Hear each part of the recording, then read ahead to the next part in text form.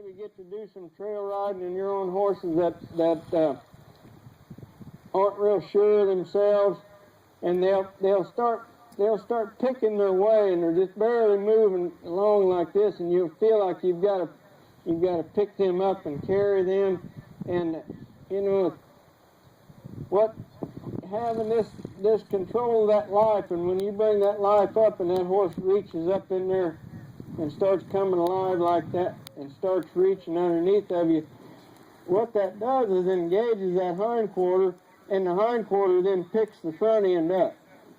I didn't have to do anything other than come alive. Now, say this horse changed gaits on me. Here's how I work on the gait when I didn't ask for that gait change.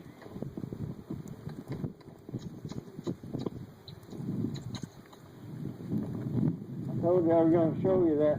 When I reach up there and that horse takes off in that trot, I need to trust that horse she's going to stay in that trot.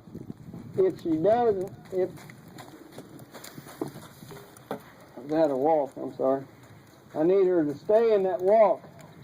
If I reach for that extended walk and she goes into a trot, and I'm in a class that's calling for an extension and she breaks gait, I can't win anything.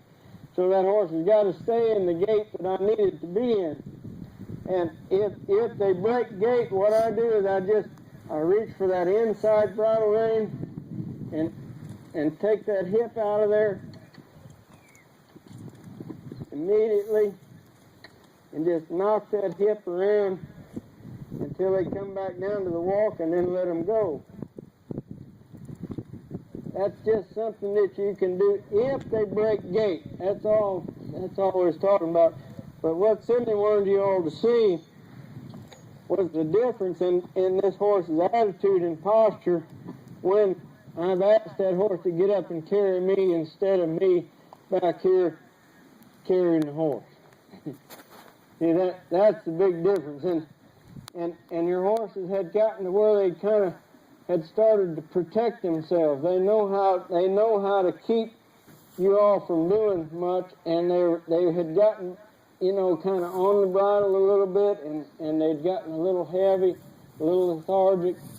And what this letting them loose is going to bring a new life up. It's going to give you another gear and more range by having a little more control of that speed from slow to fast, slow to fast. And it's not just slow to fast, but it is controlled. It's when you call on it and when you don't. When you quit riding, that horse should come back down. When you come alive on that horse, it should come right on up. It should be you just have a thought and look down, and that horse ought to slow down.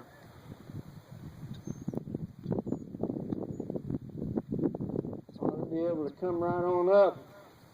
Something that you can do that will help you in doing this exercise is start counting when that foot hits the ground.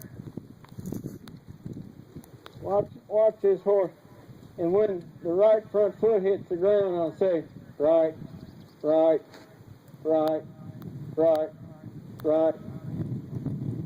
Come alive on there and start becoming aware of where those feet are. Right, left, right, left, right, left.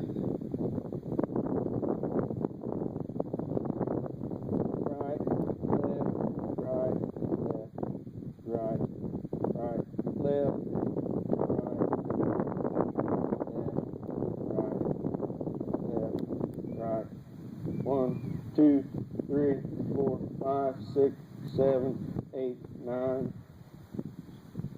10. I'm going to go 5 steps backwards. 1, 2, 3, 4, 5.